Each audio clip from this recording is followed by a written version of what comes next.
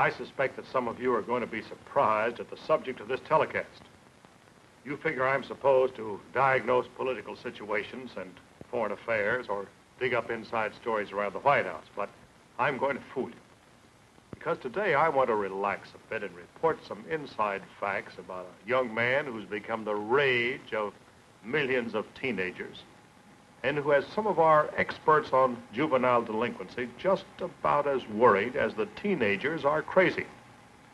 I refer to Elvis Presley.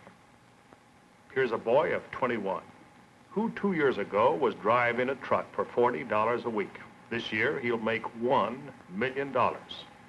He now has 4 Cadillacs, a 3-wheeled Messerschmitt sports car, a motorcycle, a ranch house, and a swimming pool in Memphis.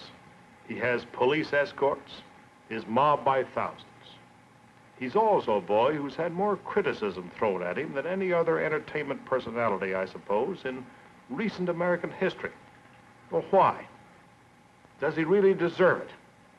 What effect does he really have on juvenile delinquency? Just who's to blame? In a minute, I'll tell you the inside story of Elvis Presley, including a prediction.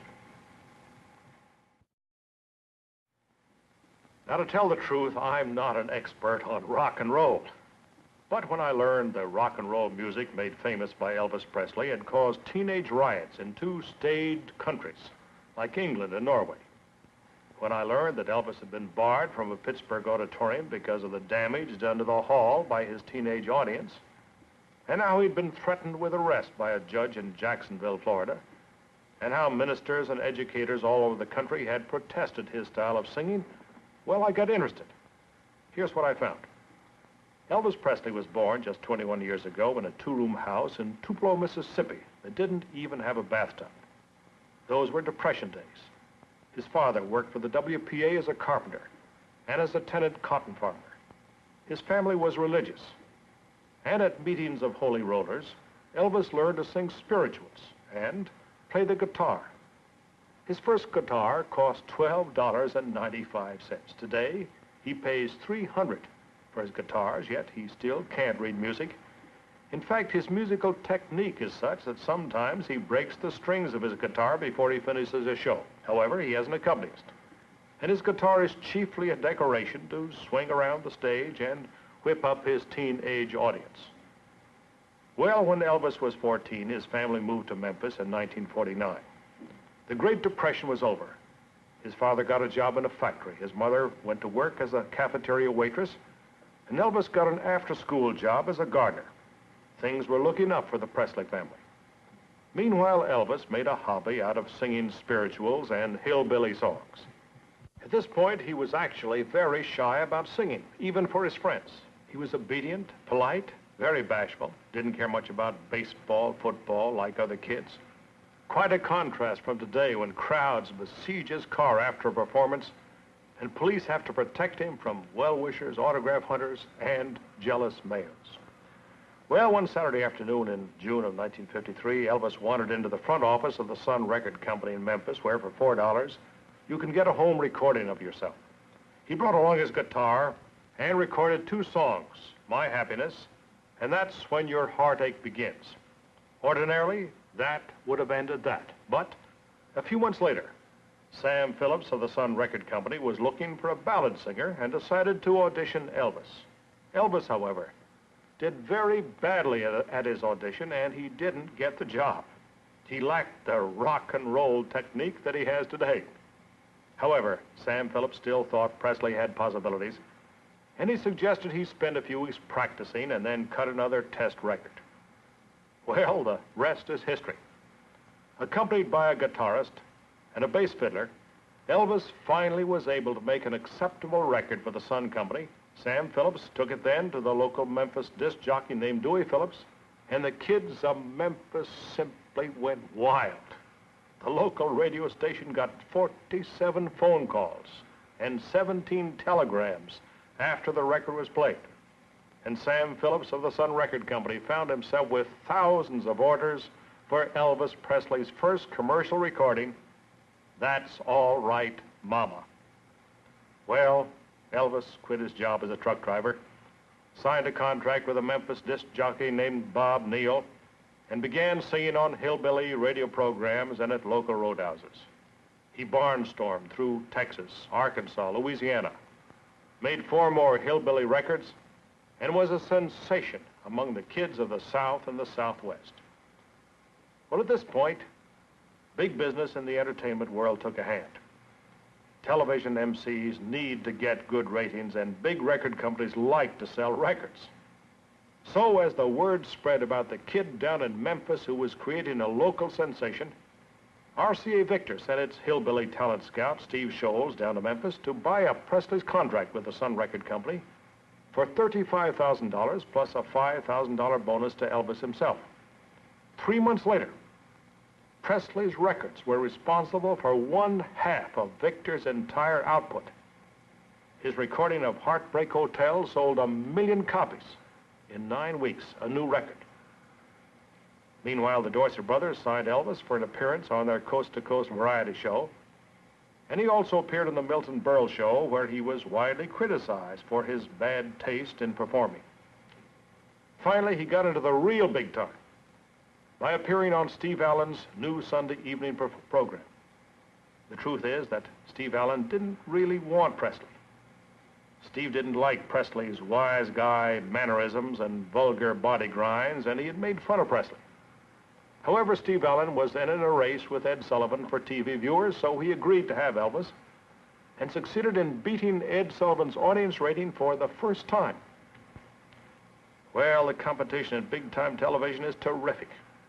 Ed Sullivan was not to be outdone. He'd tried to get Presley on his show a year earlier, when Presley was only a local Southern sensation, but Presley at that time demanded $5,000 for a single TV appearance, and Sullivan had laughed him off.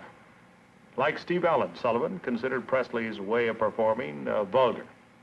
But competition is competition. So he offered Elvis $50,000 for 3 TV performances, the most Sullivan had ever offered anyone, and quite a contrast to the $5,000 he had previously refused.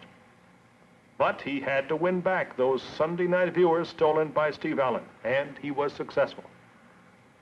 Later, Sullivan admitted that Elvis Presley's 3 appearances on his program had been worth $250,000 to him in publicity. The good taste of Presley's performance apparently wasn't important. A good rating was. Well, that competition between Steve Allen and Ed Sullivan marked the high spot of Elvis Presley's meteoric rise to fame. In a minute, I'll make a prediction as to where he will go in the future. Now, the chief reason for all the criticism of Elvis Presley is that he's become a sort of a sex symbol to teenage girls. They go wild over him. Presley doesn't smoke or drink, but he does like girls, and they are prone literally to throw themselves at him.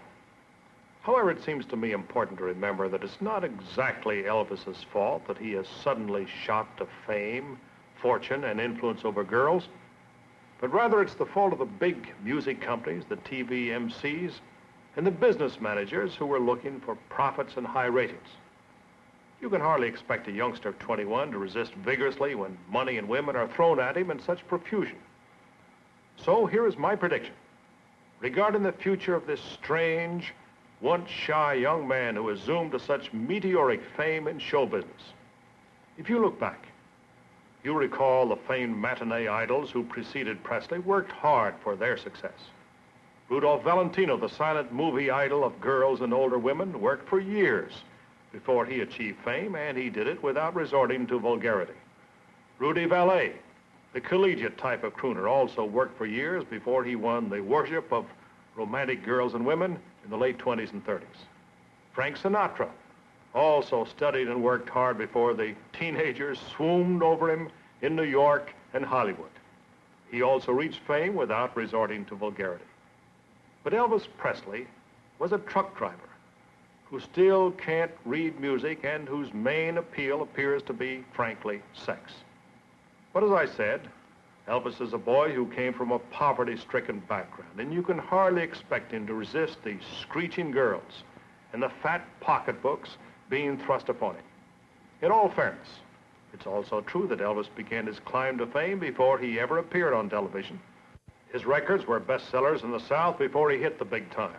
And following the violent criticism of his body movements on TV, he's become less objectionable. In his first movie, Elvis amazed the critics by doing a good job as an actor. Nobody ever thought he could act. So, here is my prediction. One secret of Presley's popularity with teenagers has been his lack of popularity with their parents. So if parents quit criticizing his singing, I predict the great Elvis Presley hysteria will diminish. And if Presley finally learns that vulgarity is not the way to permanent success, and if he works hard, which he's never done before, I further predict he'll find a less spectacular but steadier place in our entertainment world. If he does not, then I predict Elvis Presley's star will fall as rapidly as it rose. I'll make a prediction about next week's program in just a minute.